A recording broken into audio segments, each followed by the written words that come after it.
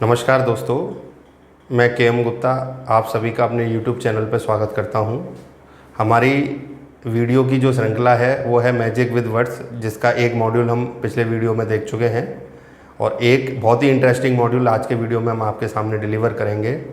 तो stay tune, पूरे video के दौरान हमारे साथ बने रहिए और एक ऐसी चीज़ सीखिए जो हज़ारों लाखों शब्दों को आपके दायरे में ला के रख सकती है, जिनको आप ज़िंदगी में रटते हैं। और कोई आपको ये नहीं सिखाएगा कि इसे सही लिख रहे हैं आप या गलत लिख रहे हैं। और इस रूल का फ़ायदा इतनी जगह है जो आप उम्मीद नहीं कर सकते। कोई भी एग्ज़ाम में आप बैठे हैं, आपको मान लीजिए करेक्ट स्पेलिंग या मिस स्पेल्ड वर्ड ढूंढने के लिए आ जाए, राइटिंग में जो हज़ारों गलतियाँ आज तक आप करते हैं उनको पहचानने में, स्पॉटिंग एरर, किसी भी टाइप के एग्ज़ाम में किसी भी प्रकार का वोकैब से रिलेटेड जो एक विशेष कंसेप्ट होता है वो यहाँ पे मैं आपके सामने डिलीवर करूँगा। और बड़े ध्यानपूर्वक समझना है, क्योंकि इसमें जितना कंसंट्रेशन आप डिलीवर करोगे उतना ही ये रूल बेहतरीन तरीके से आपके समझ में आएगा। तो इसको बड़े ध्यान से समझिएगा। इस रूल को मैंने कोशिश की है आप लोगों के लिए आप ही के माहौल के हिसाब से तैयार करके डिलीवर करने की, क्योंकि ये बहुत ही जटिल चीज़ है जो बहुत कम अंग्रेजी में देखने को मिलती है। पर मैं आपके सामने इस रूल को डिलीवर कर रहा हूँ, इसे ज़रा ध्यान से देखें। तो इस रूल के लिए जो मेरी शर्त है वो शर्त ये है, क्योंकि अभी चूंकि ये रूल बहुत गहराई का रूल है, अभी इस वीडियो में मैं 3 और 4 अक्षरों वाले शब्दों के लिए ही ये रूल आपके सामने डिलीवर करूँगा। क्योंकि इस रूल की एक मिनिमम कंडीशन है कि ये रूल क्रिया के लिए लागू होता है और कम से कम उसमें 3 या 4 अक्षर होने चाहिए। तो हमारी मिनिमम कंडीशन है कम से कम 3 अक्षर वाली क्रिया होनी चाहिए। मैक्सिमम कितना भी हो सकता है।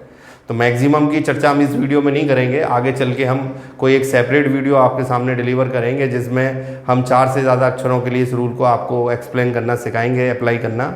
अभी हम आज के वीडियो में केवल 3 या 4 अक्षरों से बनने वाली क्रियाओं में अगर ये रूल लग सकता है तो वो रूल हम कैसे लगाएंगे वो ध्यान से समझिए।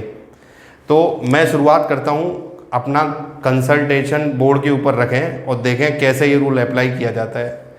तो सपोज करिए कोई भी मिनिमम कंडीशन का एक वर्ड ले लिया हमने, RUN, ये क्रिया है। इसमें शर्तों को बड़े ध्यान से समझना है, क्योंकि अगर आप शर्त में गड़बड़ कर गए तो ये रूल सही तरीके से अप्लाई नहीं करने चाहिए। सबसे पहली जो मेरी शर्त होगी कि आखिरी जो लेटर है वो कॉन्सोनेंट होना चाहिए। अब कॉन्सोनेंट एक 26 अक्षर होते हैं अंग्रेजी में, उनमें से 5 वॉवेल होते हैं, AEIOU, इनको अलग कर दें तो 21 क्या बचेंगे हमारे पास, कॉन्सोनेंट। बट इस वाले कॉन्सोनेंट के लिए मेरी एक खास शर्त है। खास शर्त क्या है कि जब हम इस कॉन्सोनेंट को पढ़ रहे हैं तो 26 में से 5 तो वॉवेल हमने पहले ही अलग कर दिए, 5 कॉन्सोनेंट और अलग करने हैं हमने। कौन से अलग करने हैं? जो यू के बाद आते हैं, VWXYZ। यानी टोटल अगर एक तरीके से देखें तो 26 में से हमने 10 अक्षर कम कर दिए, हमारे पास कितने अक्षर बचे? 16। यानी आखिरी लेटर जब हम कॉन्सोनेंट डिसाइड कर रहे हैं तो ये 16 में से एक होना चाहिए, इन 10 में से कोई भी एक नहीं होना चाहिए।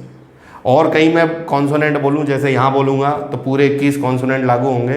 पर अंतिम वाले अक्षर के लिए मेरी एक खास शर्त है कि केवल और केवल 16 अक्षरों के लिए ही हम ये अक्षर को कंसीडर कर सकते हैं। अगर इन 16 में से एक है तो आगे बढ़ जाइए, और इनमें से एक है तो ये रूल यहीं समाप्त हो जाएगा।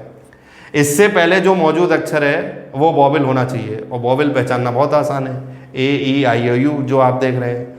तो ये लास्ट कॉम्बिनेशन एक पेयर बनता है। इस पेयर को अगर आप 20 अक्षर वाली क्रिया में भी जा रहे हैं ना, वहाँ भी आपको ये पेयर बनाना है, तभी ये रूल लगेगा, नहीं तो नहीं लगेगा।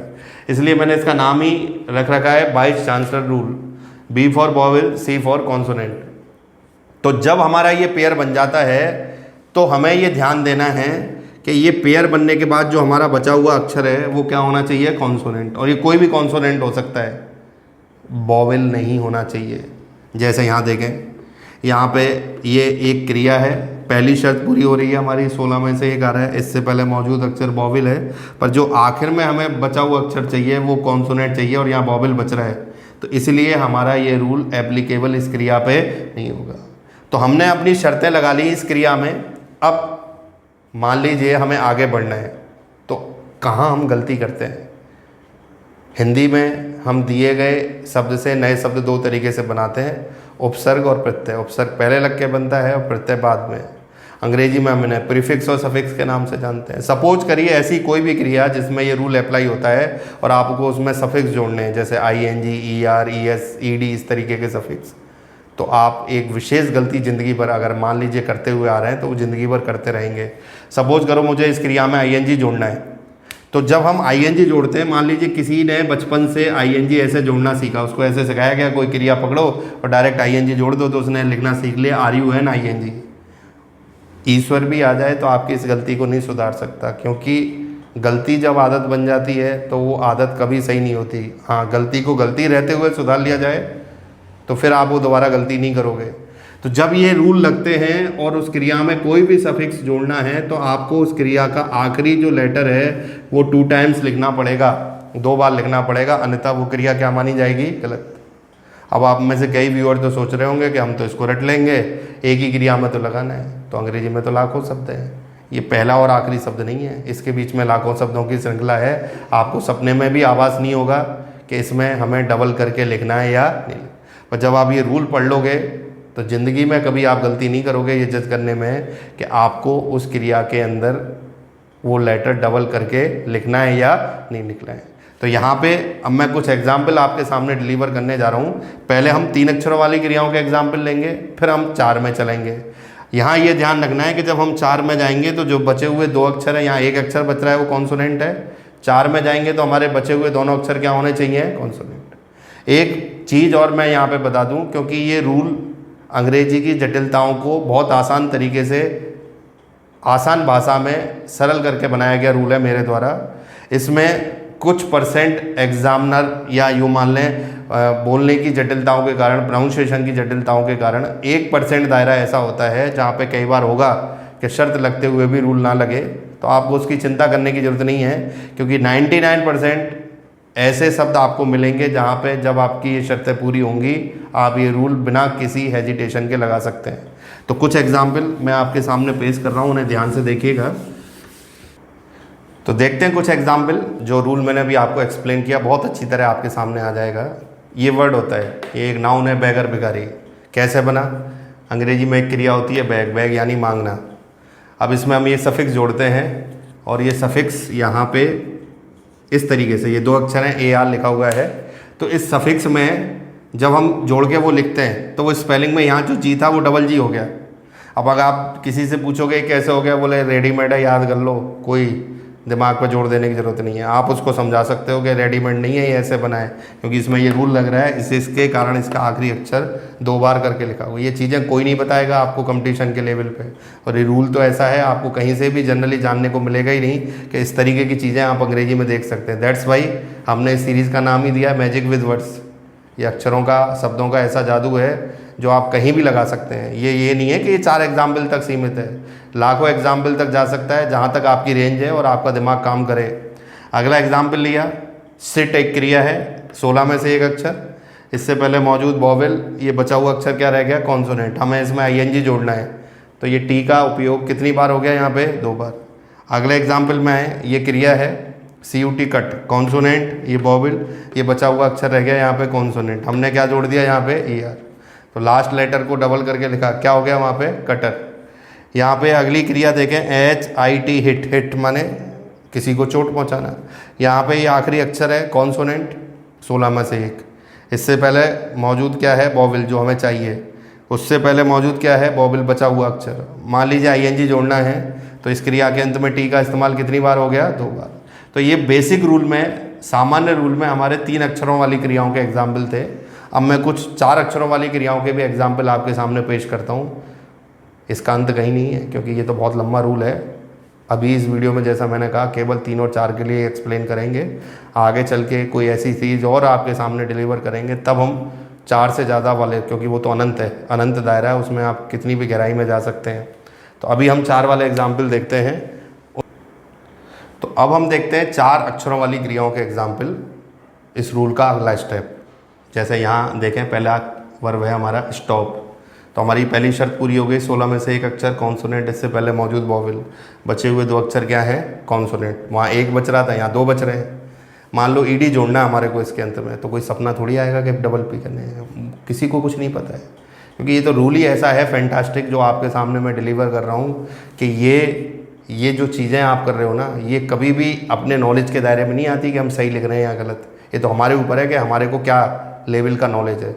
जो हाई लेवल का नॉलेज हम यहाँ पे दे रहे हैं ना, ये आपको सैकड़ों हज़ारों शब्दों में गलतियाँ करने से बचा रहा है। अगला एग्जाम्पल देखें, प्लान 4 अक्षरों की क्रिया है। कॉन्सोनेंट 16 में से एक वॉवेल, बचे हुए 2 अक्षर रह गए कॉन्सोनेंट। ING जोड़ना है, प्लानिंग हो गया। मान लो ER जोड़ना होता है, कुछ भी जोड़ा है, सफिक्स जोड़ना है, अंतिम अक्षर 2 बार आना ही चाहिए, नहीं तो आपका खेल खत्म। यहाँ देखें स्विम, स्विम माने तैरना। कॉन्सोनेंट 16 में से लास्ट लेटर की हमारी यही शर्त है, इससे पहले मौजूद वॉवेल, बचे हुए दोनों अक्षर क्या हैं, कॉन्सोनेंट, जो कोई भी कॉन्सोनेंट हो सकते हैं। मान लो स्विमर की स्पेलिंग बनानी है ER लगा के, तो डबल M का इस्तेमाल हो गया। यहाँ पे देखें स्लिप, कॉन्सोनेंट, वॉवेल, बचे हुए 2 अक्षर, कॉन्सोनेंट, फिर हमें इसमें ED लगाना है, तो P का इस्तेमाल कितनी बार हो गया, 2 बार। तो ये एग्जाम्पल सिर्फ सीमित नहीं है कि हम यहीं तक काम कर सकते हैं। कोई भी एग्जाम्पल आप लेके बैठ जाइए, जैसे आपका मन करे।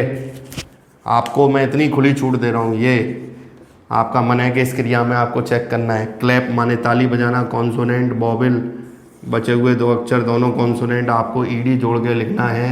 अब देखो कितना आपको रिलैक्स फील होगा कि आप P का इस्तेमाल कितनी बार कर रहे हैं, 2 बार। तो इस रूल की खास बात ही ये है जो मैंने आपको डिलीवर किया है। दैट्स वाई से कि शब्दों के पीछे बहुत सारे जादू छिपे होते हैं जिनको सामने लाने वाला चाहिए। और ये तो नॉलेज की शुरुआत है। आपको किस किस तरीके का नॉलेज मिलेगा इन वीडियोस के माध्यम से, ये मैं अभी आपको ज़्यादा डिक्लेयर नहीं कर सकता। पर अगर आप इन वीडियोस से जुड़े रहे, तो मैंने बहुत शुरुआत में भी आपसे कहा था कि अंग्रेजी में इतना परिवर्तन जो कभी आपने सोचा भी नहीं था वो आपके अंदर आ जाएगा। तो इन रूल को बड़ी गहराई से समझिए, वीडियोस को आप ध्यान से देखिए। इसमें मैंने आपको 3 और 4 अक्षरों वाली क्रियाओं के बारे में जानकारी दी। आगे चल के हम जब कोई बड़ा एक फेज़ बनाएंगे, उस फेज़ में जाके हम आपको बड़े लेवल पे भी इस रूल के ले जाएंगे, क्योंकि जो रूल मैंने आपको बताया है वो एक सीमित दायरे से बाहर निकलने वाला रूल है। आप कितनी भी गहराई में जा सकते हैं, पर अभी हमने केवल कितने अक्षरों तक इसे सीमित रखा है, 3 और 4 तक। तो वीडियोज़ लगातार देखते रहिए।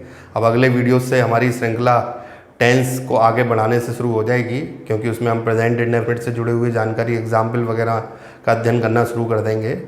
ये वीडियोज़ आपको किस तरीके के लगे, हमारे मैजिक विद वर्ड्स श्रृंखला आपको किस तरीके की लगी, इसके बारे में ज़रूर आप अपनी राय दें कमेंट सेक्शन के अंदर।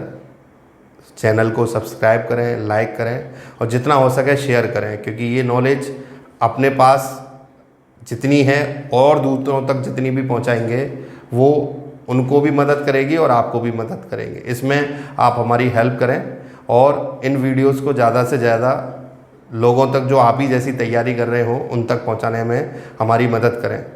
तो स्टे ट्यून्ड, देखते रहिए। Let's learn tense in a new way. अगली श्रृंखला में, अगले वीडियो में आपसे मिलते हैं। Thank you very much.